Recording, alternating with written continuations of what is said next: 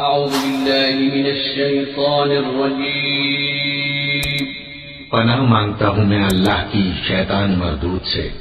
بسم الله الرحمن الرحيم شروع اللہ کا نام لے کر جو بڑا مہربان نہایت رحم والا ہے۔ يسألونك عن الأنفال قل الأنفال لله والرسول فاتقوا الله وأصلحوا ذات بينكم وأطيعوا الله ورسوله إن يطعك ربك فترضى إنما المؤمنون الذين إذا ذكر الله وجلت قلوبهم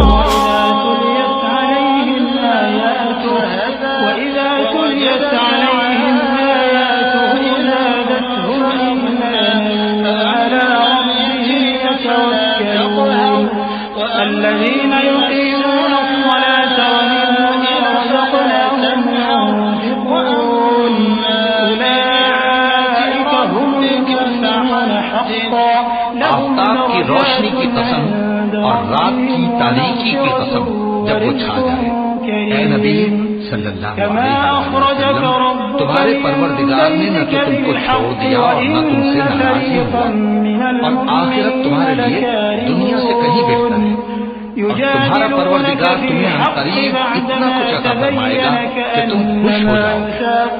بھلا اس نے تمہیں یتیم پا کر جگہ نہیں دی؟ بے شک دی۔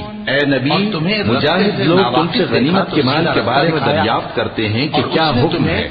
کہہ دو کہ غنیمت اللہ اور اس کے رسول کا مال ہے، تو اللہ سے ڈرو اور آپس میں صلح رکھو، اور اگر ایمان رکھتے ہو تو اللہ اور اس کے رسول کے حکم پر چلو۔